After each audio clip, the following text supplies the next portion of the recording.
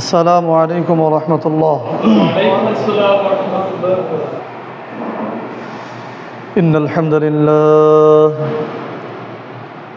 الحمد لله نحمده ونستعينه. من يهده الله فلا مضل له ومن يضلل فلا هادي له. أشهد أن لا إله إلا الله وحده لا شريك له وأشهد أن محمدًا عبده ورسوله. أما بعد فإن خير الحديث كتاب الله وخير الهدي هدي محمد صلى الله عليه وسلم وشر الأمور محدثاتها وكل بدعة ضلالة وكل ضلالة في النار. মহান আল্লাহ সুবহানাহু ওয়া তাআলার দরবারে শুকরিয়া আদায় করছি। আল্লাহ রাব্বুল আলামিন আমাদের সকলকে পবিত্র জিলহজ মাসে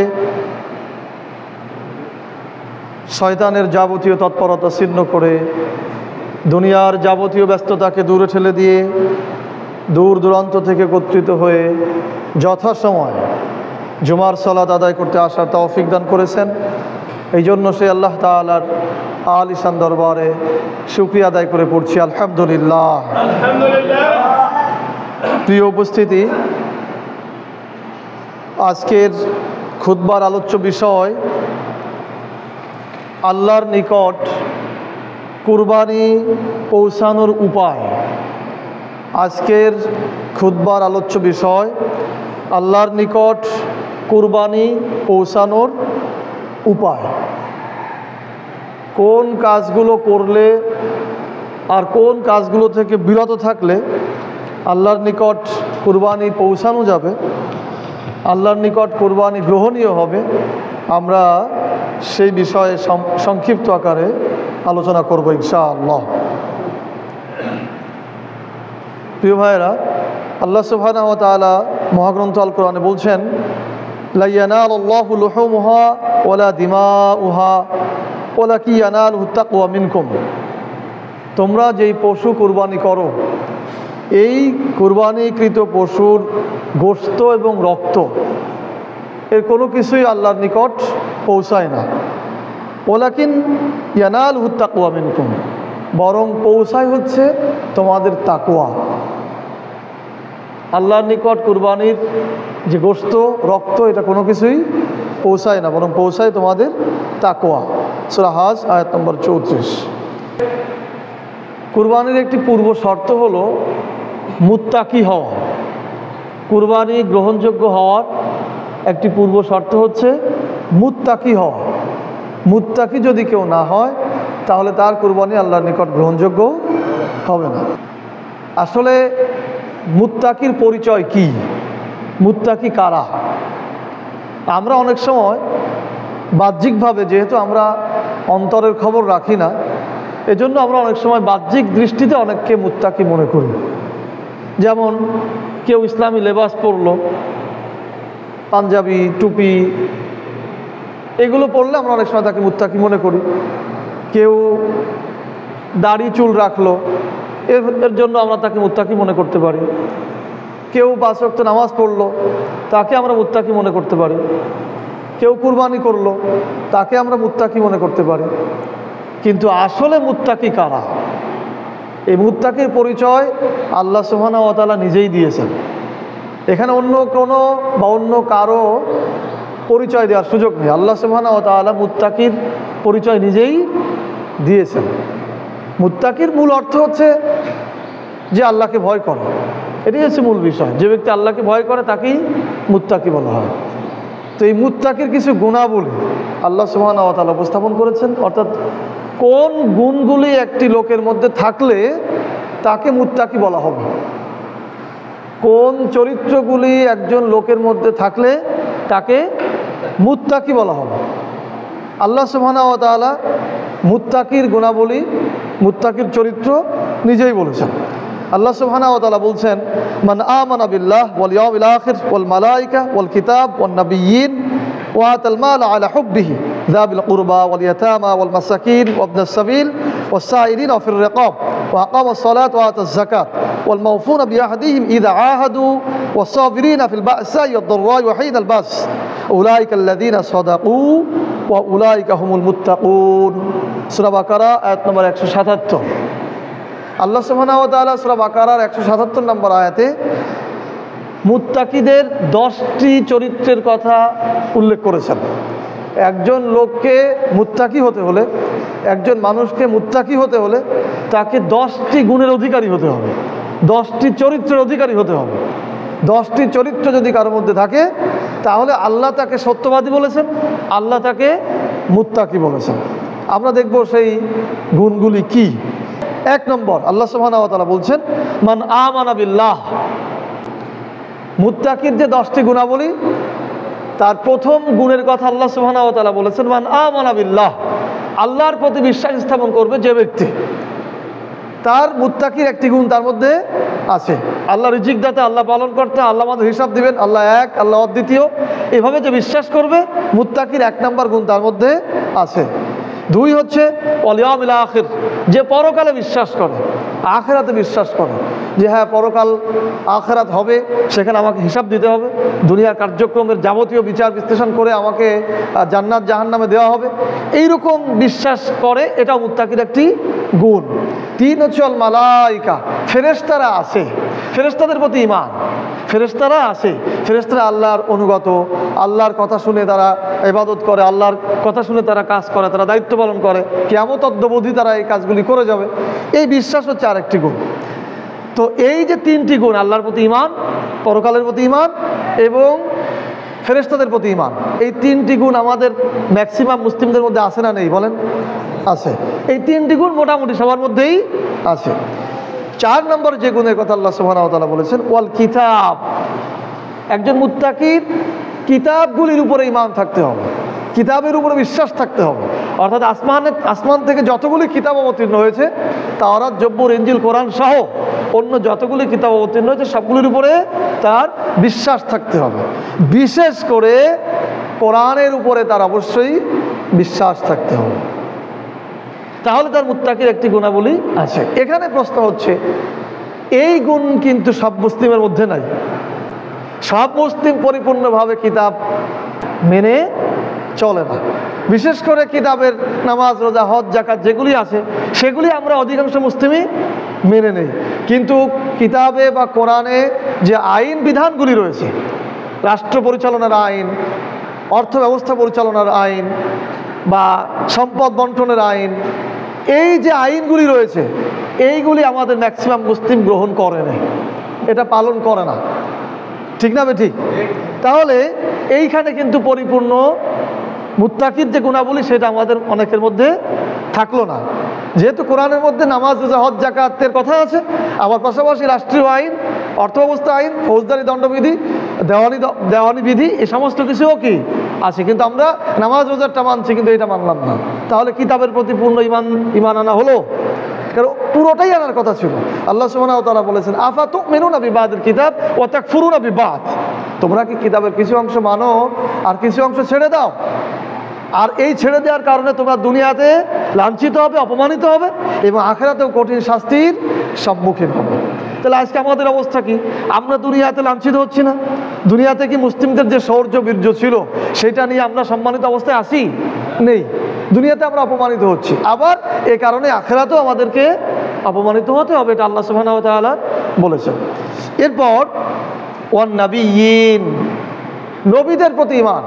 আমরা বলছি মুত্তাকির গুণাবলী, কি বলছি? মুত্তাকির গুণাবলী, নবীদের প্রতি ঈমান 4 নম্বরে থাকতে হবে। 5 নম্বরে থাকতে হবে নবীদের প্রতি বিশ্বাস।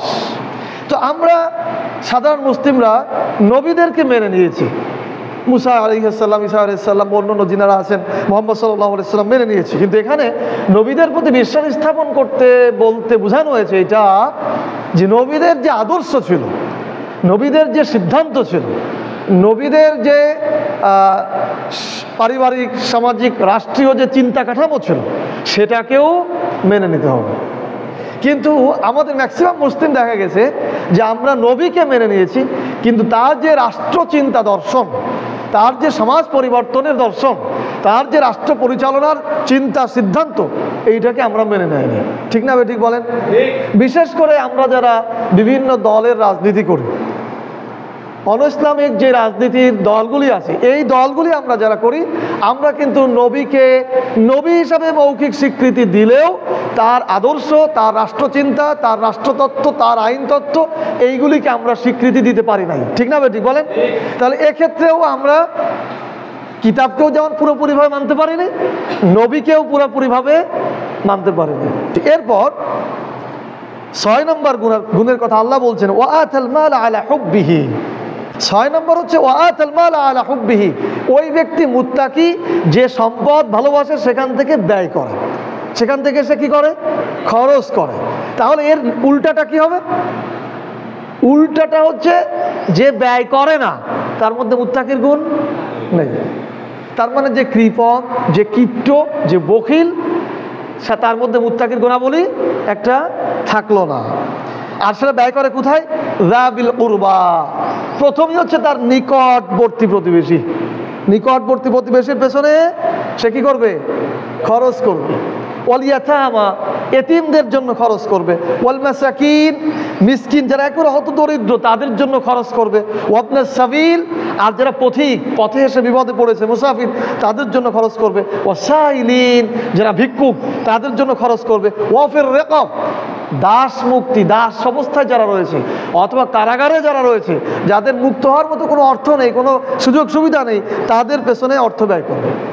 তাহলে কয় জায়গায় ব্যয় করবে দেখেন?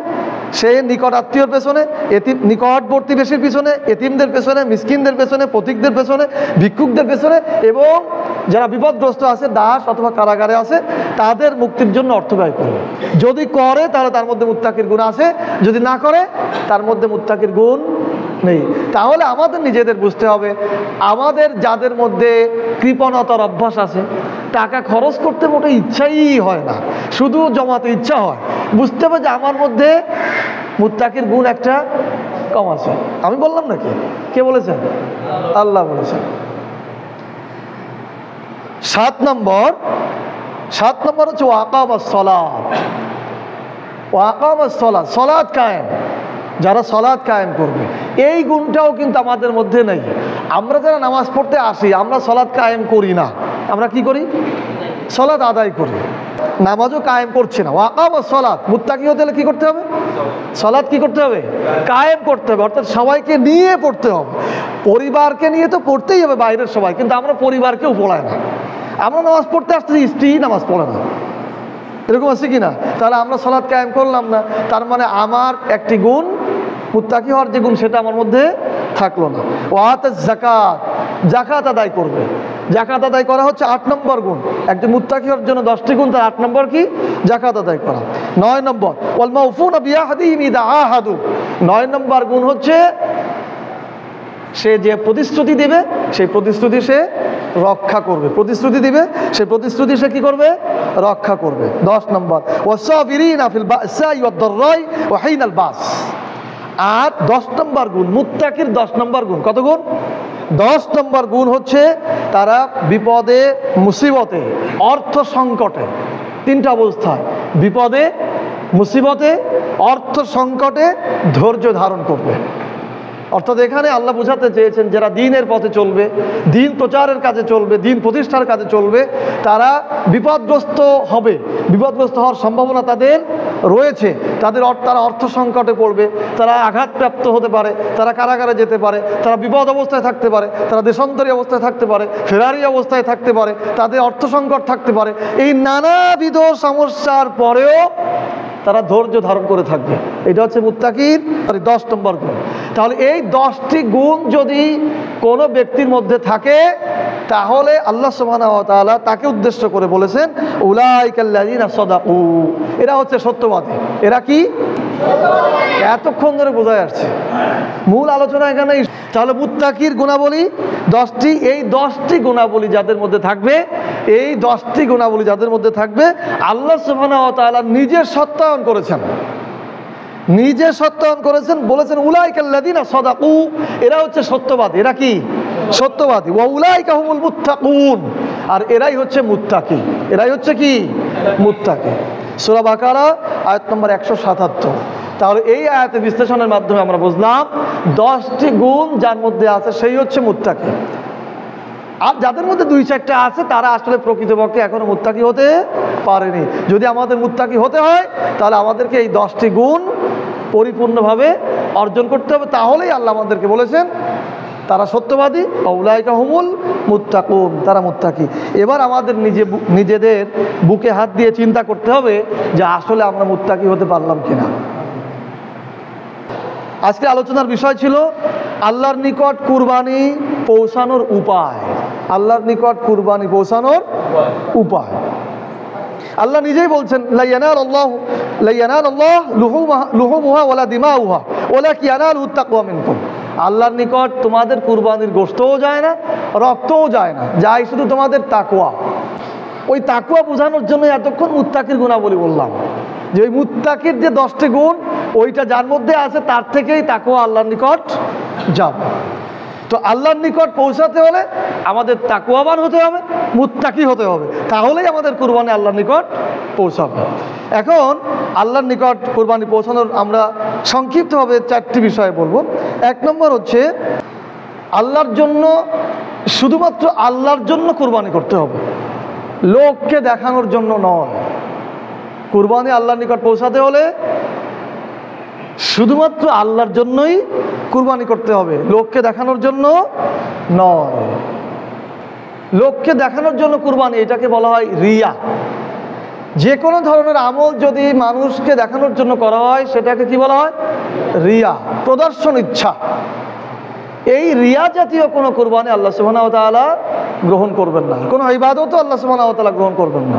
রাসূল সাল্লাল্লাহু আলাইহি ওয়াসাল্লাম বলেছেন রিয়া বুঝাতে যে তোমাদের কেউ সালাত আদায় করছেন, এমত অবস্থায় তোমার পেছনে এসে কেউ দাঁড়ালো আর তুমি মনে করলে যে পেছনের লোকটা আমার সালাত দেখছে, তাই একটু সুন্দর করে আদায় করলে, তাহলে তুমি রিয়াকারীর অন্তর্ভুক্ত হয়ে গেলে, তোমার এই সালাত আল্লাহ তাআলা গ্রহণ করবেন না।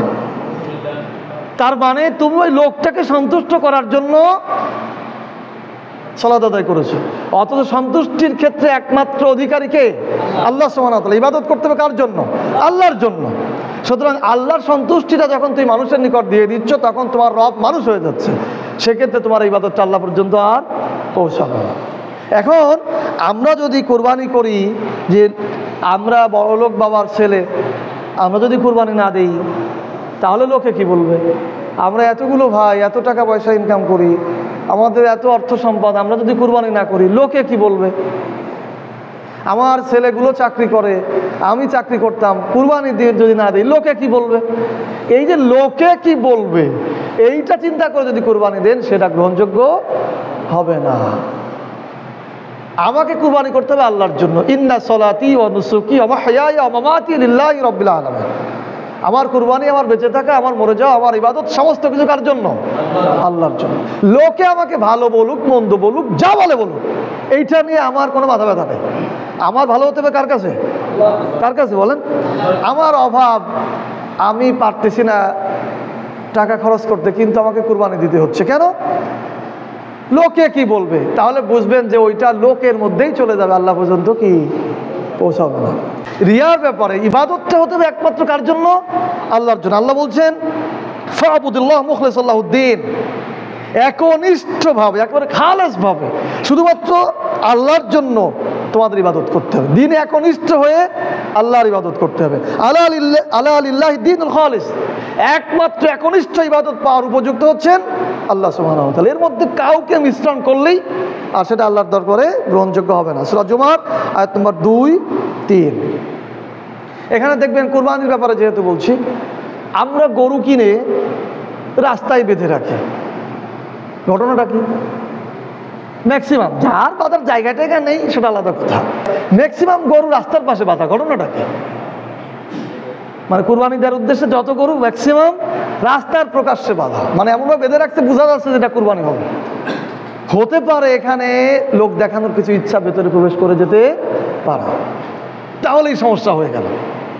কেন আমি গরুটা আড়ালে রাখলাম, সমস্যাটা কি? তার মধ্যে যেন রিয়া, যেহেতু মানুষের মধ্যে রিয়ার একটা মারাত্মক প্রভাব কাজ করে, যেন ওইটা আসতেই না পারে, এই জন্য আমি কি করব, একটু আড়ালে রাখলাম। কিন্তু ম্যাক্সিমাম গরু রাস্তার পাশে বাঁধা মানে দেখো আমরা এত বড় কুরবানি দিচ্ছি, গরু কুরবানি দিচ্ছি, তাহলে এটা আর কি যথাযথভাবে হলো না, এটা রিয়ার মধ্যে চলে গেল। তাহলে এই ধরনের কাজ থেকে আমাদের একটু কি দূরে থাকতে হবে। এরপর দেখেন, আমাদেরকে অনেক সময় আমরা যারা ভাগে কোরবানি দিই, অনেকে বলে যে গরু কুরবানি দিচ্ছেন, হ্যাঁ গরু কুরবানি দিচ্ছি তো, ভাগের কথাটা উল্লেখ করে না, তার মানে সে নিজেই দিচ্ছে। তার মানে আপনি একটু বেশি প্রশংসিত হতে চাইলেন, অন্যের কাজ নিয়ে নিজে প্রশংসিত হতে চাইলেন, এইটা আপনি কঠিন শাস্তি পাওয়ার উপযুক্ত হলেন। আল্লাহ বলছেন লা তাহসাবান্নাল্লাযীনা ইয়াফরাহুনা বিমা আতাউ ওয়া ইউহিব্বুনা আইয়ুহমাদু বিমা লাম ইয়াফআলু ফালা তাহসাবান্নাহুম বিমাফাজাতিন মিনাল আযাব ওয়া লাহুম আযাবুন আলীম।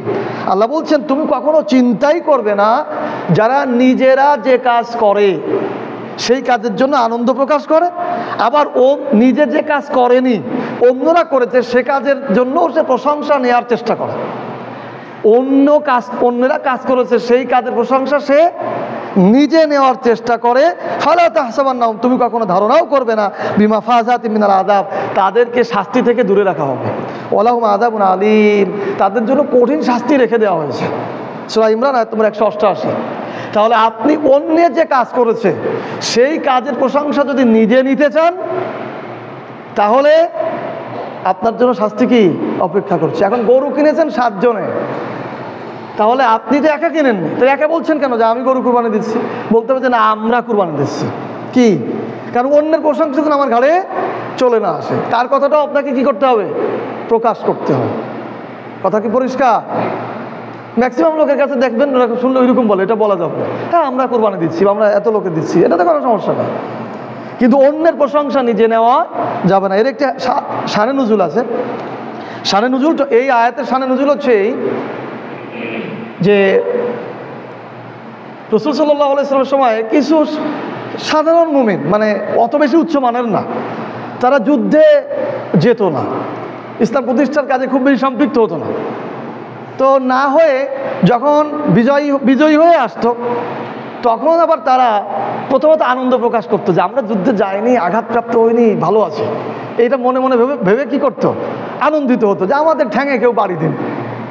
তাহলে আমরা কি ওইটা ভেবে আমরা তারা আনন্দ প্রকাশ করে। আবার রসুলের কাছে যে বলে যে আমরা এইটা করেছিলাম, ওইটা করেছিলাম, আমরাই তো এতদিন সাথে ছিলাম, আমরাই মুখকে পাঠাইছিলাম, ইত্যাদি ইত্যাদি, তাদেরকে উদ্দেশ্য করে আল্লাহ এই আয়াত অবতীর্ণ করেছিলেন যে অন্যের কাজ করার প্রশংসা নিজে যদি কেউ নিতে চায় তাহলে তার জন্য কি পীড়াদায়ক শাস্তি অপেক্ষা করছে। আল্লাহ তাআলা আমাদেরকে এই ধরনের বিষয় থেকে ফিরে থাকার তৌফিক দান করুন, আমিন।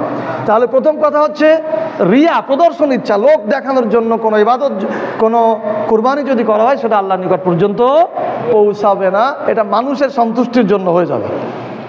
2 নম্বর, হারাম উপায় অর্জিত অর্থ দিয়ে কুরবানি না করা। আলোচনার বিষয় হচ্ছে আল্লাহর নিকট কুরবানি পৌঁছানোর উপায়। কুরবানি আল্লাহর নিকট পৌঁছাই দেব, সহজ ব্যাপার, এটা বেশ কঠিন ব্যাপার। আল্লাহ বলেছেন আমার কাছে তো পৌঁছায় না, পৌঁছায় তোমাদের কি তাকওয়া।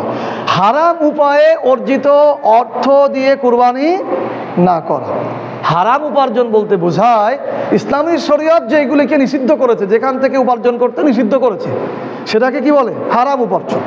যেমন সুদী অর্থ ব্যবস্থায় লেনদেন করে অর্থ উপার্জন, ঘুষ নিয়ে বা দিয়ে অর্থ উপার্জন, প্রতারণা করে অর্থ উপার্জন, ফাঁকি দিয়ে অর্থ উপার্জন, জুলুম করে অর্থ উপার্জন, জমাজমি সম্পদ আত্মসাৎ করে অর্থ উপার্জন, ডাকাতি ছিনতাই করে অর্থ উপার্জন। এইভাবে যেই অর্থ উপার্জনগুলি ইসলাম নিষিদ্ধ করেছে সেই জায়গা থেকে যদি অর্থ এনে কুরবানি দেওয়া হয় সেটা হারাম কুরবানি হবে।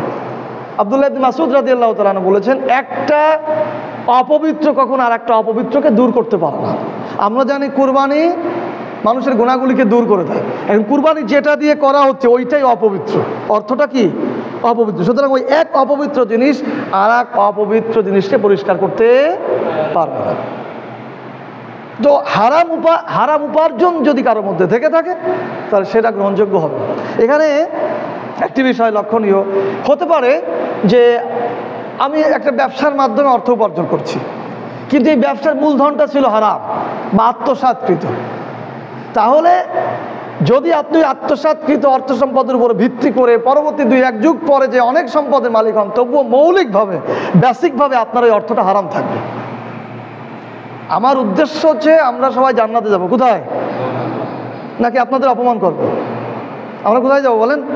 এটাই আমাদের উদ্দেশ্য। তো পরবর্তীতে আপনার যদি সেটা হালাল মনে হচ্ছে এখন হালাল ব্যবসাটা, কিন্তু আসলে সেটা কি হবে?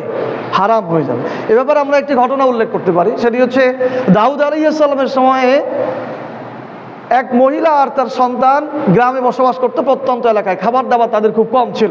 তারা জঙ্গলে ঘুরে ঘুরে খাবার অন্বেষণ করত। এক পর্যায়ে দেখা গেল জঙ্গলে তারা কোনো খাবার পাচ্ছে না, 2-3 দিন অনাহার। তখন একটা গরু এসে তাদেরকে বলছে যে আমাকে জবাই করে খাও। কি অবাক ব্যাপার না? এখন মা মুরব্বী মানুষ ছেলেকে বলছে খবরদার, এ জিন টিন কিছু হতে পারে বা কি সমস্যা জানি না, ও কথা বলছে, ওকে খাওয়া যাবে না। এখন 2-3 দিন 4 দিন না খাওয়ার পরে ছেলে চিন্তা করছে যা হয় হোক, আগে তো খেয়ে নি। এরপরে তারা গরুকে জবাই করে যে কোনো প্রক্রিয়ায় তারা খেয়ে ফেলছে। এখন গরুর তো একজন মালিক আছে, তার যে মালিকের গরু, তার গরু হারাই যাওয়ার কারণে সে গরু খুঁজে বেড়াচ্ছে। এখন খুঁজতে খুঁজতে তার লোক বা লোক জনবল যারা আছে খুঁজতে খুঁজতে ওই মহিলাদের বাড়ির পাশে হাড়গোড় পেয়েছে। তখন বলা হয়েছে যে এরাই তালি গরু খেয়েছে, এদেরকে ধরে নিয়ে যাওয়া হয়েছে। বিরাট মাঠে বিচার হবে। তৎকালীন সময়ে দায়িত্বশীল হচ্ছেন দাউদ আলাইহিস সালাম, বিচার করবেন দাউদ আলাইহিস সালাম। আর যিনি দাবি জানিয়েছেন বাদী, তিনি হচ্ছেন ওই এলাকার প্রভাবশালী একজন ব্যবসায়ী। তো এলাকায় প্রভাবশালী ব্যবসায়ী হলে কি বিচার করতে একটু ঝামেলা হয় না? তো দাউদ আলাইহিস সালাম বিচার করবেন। ইতিমধ্যে আল্লাহ সুবহানাহু ওয়া তাআলা বলেছেন যে আজকে বিচার হবে না, আগামীকাল হবে। ঠিক আছে, উনি ঘোষণা দিয়েছেন আজকে বিচার হবে না, আগামীকাল হবে। রাতে আল্লাহ রাব্বুল আলামিন দাউদ আলাইহিস সালামকে জানিয়েছেন যে এই গরুটা মূলত ওই মহিলাদেরই, ওই ছেলেদেরই অধিকার যারা খেয়েছে, সুতরাং ওরা নিরপরাধ। কেন এটা? যে এই মহিলার স্বামী আর ওই যে বর্তমান ব্যবসায়ী, এরা একসাথে সিরিয়াতে ব্যবসা করতো। ব্যবসা করে আসার সময় যে অর্থ সম্পদ তারা লাভবান হয়েছিল, দুজনে আসতে যে ডাকাত দল আক্রমণ করেছিল। আক্রমণ করার কারণে ওই যে ব্যক্তি তাকে সে আঘাতপ্রাপ্ত হয়েছিল এবং তার কাছে যে সম্পদ ছিল সেটা ওই দ্বিতীয় আর এক ব্যক্তির কাছে দিয়ে বলেছিল যে আমার স্ত্রী সন্তানের কাছে এটা পৌঁছাই দিও। এইভাবে ওই লোকের কাছে অর্থ সম্পদ দিয়েছিল আর সে মারা গিয়েছিল। কিন্তু এই পরবর্তী ব্যবসায়ী এসে আর অর্থ সম্পদ সেই মহিলা আর তার ছেলের কাছে পৌঁছাই দেয়নি, বরং তার সম্পদের সাথে মিলিয়ে সে আর অনেক বড় ব্যবসা করে ফেলেছে। কথা কি আস্তে আস্তে একটু বুঝে আসতেছে? এই যে গরু কেনা, এই গরুটা মূলত ওই টাকা থেকে কেনা বা ওই টাকার ব্যবসা থেকে কেনা। তাহলে এই গরুর মালিক কারা? এই জন্য ওরা খেয়েছে, ওটা ঠিক আছে, বরং ওই ব্যবসায়ীর বিচার হবে সে কেন এটা আত্মসাৎ করলো। পরবর্তীতে দাউদ আলাইহিস সালাম এই ঘটনা বললেন এবং তাকে প্রশ্ন করলেন যেরকম ঘটনা ঘটেছিল। বললেন হ্যাঁ ঘটেছিল। তখন তো অস্বীকার করার সুযোগ নেই, যেহেতু নবী। তখন ওই ব্যবসায়ীরই বিচার হলো। আমি যেটা বোঝাতে চাচ্ছিলাম, আমরা যদি মনে করি যে আমি তো ব্যবসা করছি, আমার এটা হালাল, কিন্তু যদি এর পেছনে হারাম কিছু থেকে থাকে তাহলে আপনার ওইটাও হালাল হবে না। এই জন্য যদি এরকম কিছু হয়ে থাকে তাহলে ওই লোকদের সাথেই আপনার সমাধান করে নিতে হবে, তাদেরকেই আপনি তাদের প্রাপ্যটা বুঝিয়ে দিবেন। তারপরে আপনার ইনকাম বা আপনার উপার্জনটা কী হবে? হালাল হবে। আপনি ছেলের টাকা দিয়ে কুরবানি করছেন কিন্তু ছেলে উপার্জন করে হারাম, সেক্ষেত্রে আপনি তার টাকা দিয়ে কুরবানি করবেন, সেটাও গ্রহণযোগ্য হবে না। আল্লাহ সুবহানাহু ওয়া তাআলা বলেছেন, ইয়া আইয়ুহাল্লাযীনা আমানু লা তাকুলু আমওয়ালাকুম বাইনাকুম বিল বাতিল ওয়া মান ইয়াফআল যালিকা উদওয়ানা ওয়া যুলমান ফাসাওফা নুসলি নারান ইল্লা আন তাকুনা তিজারাতান আন তারাদিন মিনকুম। আল্লাহ বলছেন, হে ঈমানদারেরা, তোমরা একে অন্যের সম্পদ অন্যায়ভাবে গ্রাস করো না। যদি করো অচিরেই তোমাদেরকে জাহান্নামের মধ্যে ফেলে দেওয়া হবে। ইল্লা আন তাকুনা তিজারাতান আন তারাদিন মিনকুম, ইল্লা আন তাকুনা তিজারাতান আন তারাদিন মিনকুম। তবে যদি তোমরা ব্যবসায়িক পদ্ধতিতে যদি বেচা কেনা করো তাহলে সেটা গ্রহণযোগ্য হবে। সূরা নিসা আয়াত নম্বর 29-30। তাহলে অন্যের সম্পদ অন্যায়ভাবে গ্রহণ করা যাবে না, করলে জাহান্নামে যেতে হবে। কিন্তু ব্যবসায়িক পদ্ধতিতে গ্রহণ করা যাবে, পারস্পরিক ভালোবাসার মাধ্যমে। এখানে একটি বিষয় উল্লেখ্য, ব্যবসার ক্ষেত্রে উভয়ে সন্তুষ্ট থাকতে হবে। ব্যবসায়ের ক্ষেত্রে কি থাকতে হবে?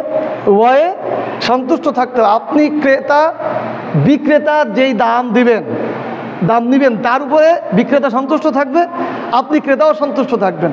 বিক্রেতাও আপনার কাছ থেকে জোর করে বেশি নেবে না, বিক্রেতাকেও আপনি জোর করে কম দেবেন না। ইসলামী শরিয়াতের মানদণ্ড হচ্ছে ফকিহবিদদের একটা দ্রব্যের 40%-এর বেশি কেউ লাভ করতে পারবে না।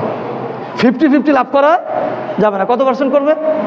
সর্বোচ্চ 40% করবে।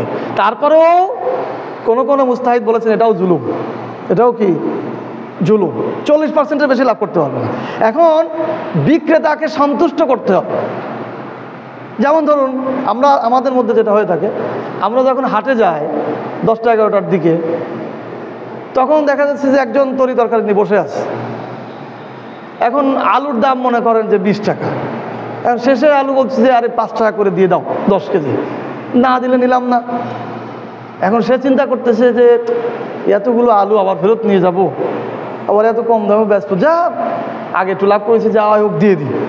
এটা কিন্তু সে আসলে সন্তুষ্ট হয়ে দিচ্ছে না। মূলত আপনি তাকে একটা প্যাঁচ দিয়েছেন। কি দিয়েছেন? প্যাঁচ দেওয়ার কারণেই সে দিচ্ছে, আসলে সে দিতে চাচ্ছে না। আপনি জোর করে কি করলেন? 20 টাকা কমাই দিলেন। এইটা আসলে হালাল পদ্ধতিতে ব্যবসা হলো না, কারণ এখানে বিক্রেতা সন্তুষ্ট না। হয়তো আপনার সম্মানের কারণে, অথবা সে বাধ্য এখন টাকা লাগবে এই কারণে আপনারা দিয়ে দিল, কিন্তু আসলে সে কি সন্তুষ্ট না।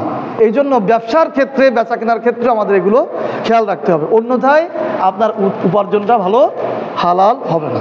3 নম্বর হচ্ছে মুত্তাকিদের সাথে নিয়ে কুরবানি করা। আমরা বলছিলাম আল্লাহর নিকট কুরবানি পৌঁছানোর উপায়, কুরবানি পৌঁছানোর কি উপায়? মুত্তাকিদেরকে সাথে নিয়ে কুরবানি করতে হবে। সমাজে যারা জালিম, যারা অত্যাচারী, যারা সুদখোর, যারা ঘুষখোর, যারা মানুষকে ঠকায়, যারা ইসলাম বিরোধী, এইরকম লোকদেরকে সাথে নিয়ে কুরবানি করা যাবে না। কেন যাবে না? আল্লাহ সুবহানাহু ওয়া তাআলা বলেছেন, ওয়া তাআওয়ানু আলাল বিররি ওয়াত তাকওয়া ওয়া লা তাআওয়ানু আলাল ইসমি ওয়াল উদওয়ান। তোমরা পরস্পর সৎ কাজে সহযোগিতা করো, আর অসৎ কাজে, পাপের কাজে তোমরা সহযোগিতা করো না। এখন সূরা মায়েদা আয়াত নম্বর 2, এখন আপনি এমন একজনকে সাথে নিয়ে কুরবানি দিচ্ছেন যে সমাজে জালিম বলে পরিচিত।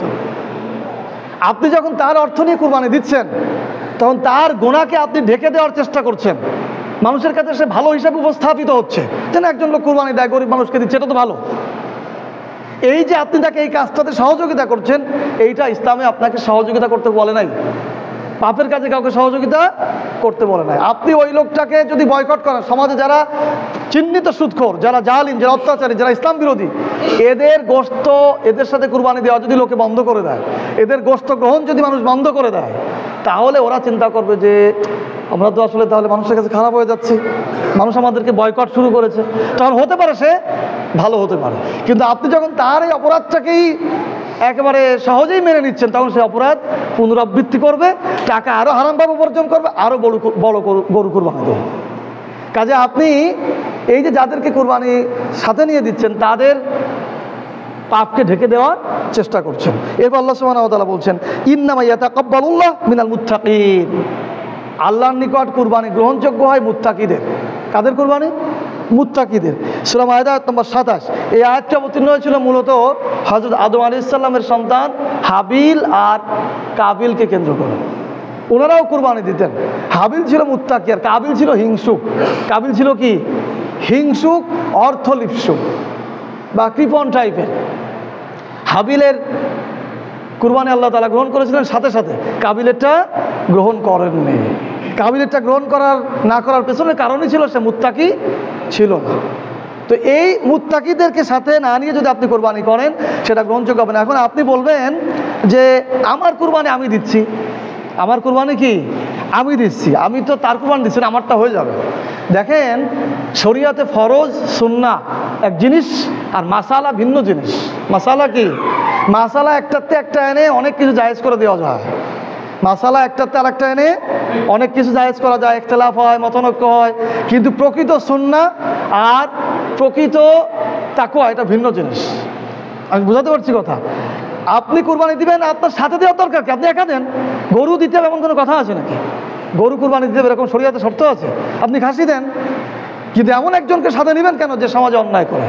যার কথা আল্লাহর কাছে লেখা রয়েছে সে মুত্তাকি নয়, আপনি পাপী লোকের পাপকে ঢেকে দেওয়ার চেষ্টা করছেন। কাজে এই বিষয়ে আমাদের খেয়াল রাখতে হবে। আর আমরা প্রথমে বলছিলাম যে মুত্তাকি কারা। একজন লোককে মুত্তাকি হতে হলে তার মধ্যে 10টি গুণ থাকতে হবে। কয়টি গুণ? সবাই বলেন কয়টি গুণ থাকতে হবে? যারা প্রথমে শুনেছিলেন, আল্লাহ বলছেন মান আমানা বিল্লাহ ওয়াল ইয়াউমিল আখির ওয়াল মালায়েকা ওয়াল কিতাব ওয়ান নাবিয়্যিন ওয়া আতাল মাল আলা হুব্বিহি যাবিল কুরবা ওয়াল ইয়াতামা ওয়াল মাসাকিন ওয়া ইবনিস সাবিল ওয়াস সাইরিন ওয়া ফির রিকাব ওয়া আকামাস সালাত ওয়া আতাজ যাকাত ওয়াল মাউফুনা বিআহদিহিম ইযা আহাদু ওয়াস সাবিরিনা ফিল বা'সাই ওয়াদ দাররাই ওয়া হিনাল বাস উলাইকা আল্লাযিনা সাদাকু ওয়া উলাইকা হুমুল মুত্তাকুন। আল্লাহ এই জায়গায় মুত্তাকিদের 10টি গুণের কথা বলেছেন। 1, আল্লাহর প্রতি বিশ্বাস স্থাপন করবে, আল্লাহর প্রতি ঈমান আনবে। 2, পরকালের প্রতি বিশ্বাস স্থাপন করবে। 3, ফেরেশতাদের প্রতি বিশ্বাস স্থাপন করবে। আমরা বলেছি সাধারণ মুসলিমদের মধ্যে এই 3টি গুণ মোটামুটিভাবে আছে, এর পরবর্তীগুলো আমাদের মধ্যে তেমন নাই। যেমন ওয়াল কিতাব, যারা আইনবিদ বা যারা রাষ্ট্রের দায়িত্বশীল, তারা কিন্তু কিতাবের উপরে পরিপূর্ণ ঈমান আনতে পারেনি, কারণ তারা কিতাবের আইনগুলোকে গ্রহণ করে না। তারা রাষ্ট্র পরিচালনা করতে যে অন্য আইন গ্রহণ করেছে, সুতরাং কিতাব তারা পরিপূর্ণভাবে গ্রহণ করেনি।